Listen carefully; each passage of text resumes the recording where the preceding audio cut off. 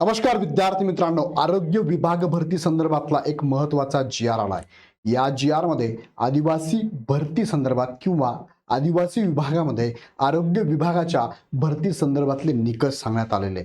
त्याचबरोबर इथे एखादा उमेदवार जो आहे त्याला पसंतीच्या ठिकाणी सुद्धा बदली करून घेता येणार आहे, पण त्याचे निकष आहे. नेमके निकष काय आणि या संदर्भात आपले माननीय आरोग्यमंत्री यांनी काय सांगितलेलं आहे आणि ह्या जी आर मध्ये काय उल्लेख आहे थोडक्यात आपण समजून घेऊया. व्हिडिओकडे जाऊया. आपण या तिन्ही गोष्टी यामध्ये आपण समजून घेऊया. बघा, हा जी आर जो आहे तो आलाय 17 फेब्रुवारी 2026 चा आहे. महाराष्ट्र शासन सार्वजनिक आरोग्य विभागाचा हा जी आर आहे आणि याचा हेडिंग आहे सार्वजनिक आरोग्य विभागाकडून नवीन पदभरती करताना तसेच पदोन्नतीने पदस्थापना देताना प्राधान्याने आदिवासी भागातील रिक्त पदे भरण्याबाबतचे धोरण.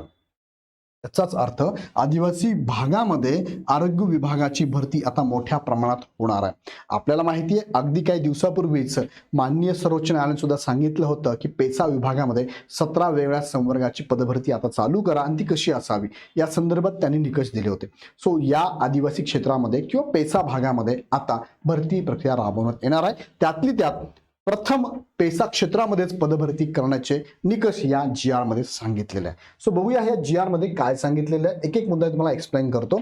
हा जी आर आहे. ह्या जी आर मध्ये बघा, पहिला मुद्दा मी तुम्हाला सांगितलं की प्रस्तावना काय होती याची पूर्वी ते बघूया आपण आणि मग शासन निर्णयाकडे जाऊया आपण.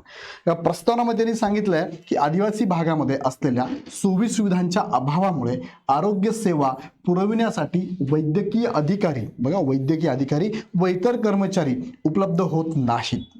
त्यामुळे आदिवासी भागातील आरोग्य संस्थांमधील पदे दीर्घ काळासाठी रिक्त राहतात. परिणामी आदिवासी भागामध्ये रुग्णसेवा पुरवण्याचे अडचणी निर्माण होत आहेत.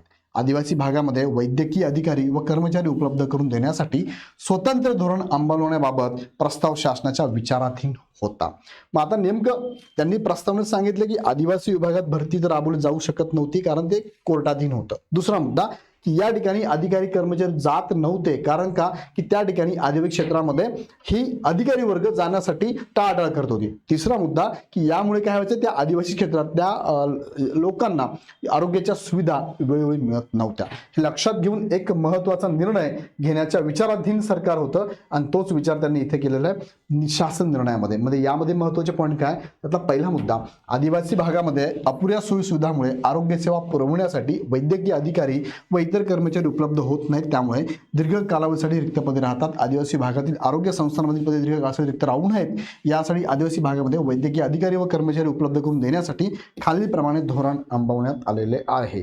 आता काय अवलंबलं आहे, तर पहिला मुद्दा त्यांनी सांगितलाय सार्वजनिक आरोग्य विभागाकडून येथून पुढे नवीन भरती करताना व सेवांतर्गत पदव्युत्तर पदवी उत्तीर्ण झालेल्या उमेदवारांना प्रथम आदिवासी भागात नियुक्ती देण्यात येऊन सर्व पदे भरण्यात येतील. आता नीट लक्षात घ्या की पदभरती करत असताना पहिला मुद्दा काय, नवीन पदभरती करताना हा पहिला मुद्दा, आणि दुसरा मुद्दा काय, सेवा अंतर्गत पदव्युत्तर पदवी उत्तीर्ण, पदव्युत्तर पदवी तुमचं जर झालं असेल, पदव्युत्तर पदवी जर तुम झाली तर जे पीजी म्हणूया आपण, पोस्ट ग्रॅज्युएशन म्हणूया आपण, पदव्युत्तर पदवी ज्यांची झाली आहे, जे ऑलरेडी सेवेमध्ये आहेत आणि त्यांची पदव्युत्तर पदवी झाली असेल पीजी, त्या पदासाठी जे लागतंय शैक्षणिक अर्हता, त्याच्यानंतर तुम्ही जर पीजी केला असेल आणि पदव्युत्तर पदवी उत्तीर्ण झालेल्या उमेदवारांना प्रथम आदिवासी भागात नियुक्ती देण्यात येऊन, बघा सेवा अंतर्गत म्हणजे तुम्ही डिपार्टमेंटल म्हणू शकता, बरोबर आहे, नियुक्ती देऊन सर्व पदे भरण्यात येतील.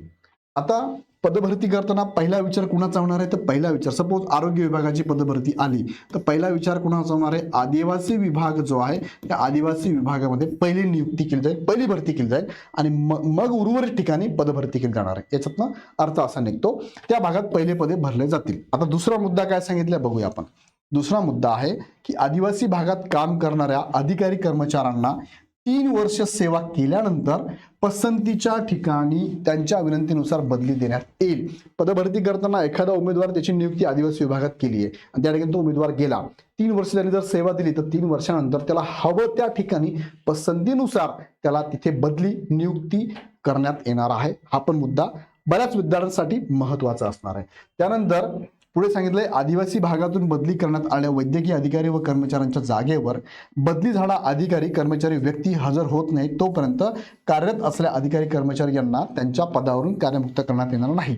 सो सिंपल आहे की तुम्हाला जोपर्यंत तुमच्यावर कोणी येत नाही तोपर्यंत तुमची बदली होणार नाही. आणि चौथा मुद्दा आहे सेवा कालावधीत आदिवासी क्षेत्रात सेवा न केलेल्या वैद्यकीय अधिकारी यांना नियमित तात्पुरता पदोन्नतीने प्राधान्याने आदिवासी क्षेत्रात नियुक्ती देण्यात येईल. हा पण मुद्दा महत्वाचा आहे. ए नावाचा विद्यार्थी उमेदवार ज्याचं सिलेक्शन झालं, वैद्यकीय तो अधिकारी झाला आणि सिलेक्शन झाल्यानंतर त्याने कधीच आदिवासी क्षेत्रामध्ये पेसा क्षेत्र म्हणा त्याला आदिवासी क्षेत्रामध्ये सर्व्हिस केली नसेल, दिली नसेल, तर त्याच्या कार्यकाळामध्ये जेव्हा त्याची पदोन्नती होईल पदोन्नती झाल्यानंतर त्याला पहिल्यांदा सेवा इथे द्यावी लागेल आणि मगच उर्वरित ठिकाणची नियुक्ती होईल.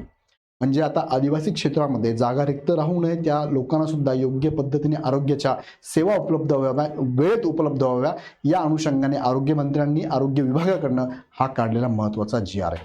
सो नक्कीच हा चांगला GR आहे, याचं वेलकम आहे. याबद्दल तुम्हाला काय वाटतं मला कमेंटमध्ये नक्की कळवा आणि अशाच प्रकारचे महत्त्वाचे अपडेट घेण्यासाठी चॅनल सबस्क्राईब करा. काही माहिती हवी असेल तुम्ही आमच्या हेल्पलाईन नंबरला कॉल करून माहिती घेऊ शकता. सो पुन्हा व्हिडिओ आपण नेक्स्ट व्हिडिओमध्ये. धन्यवाद.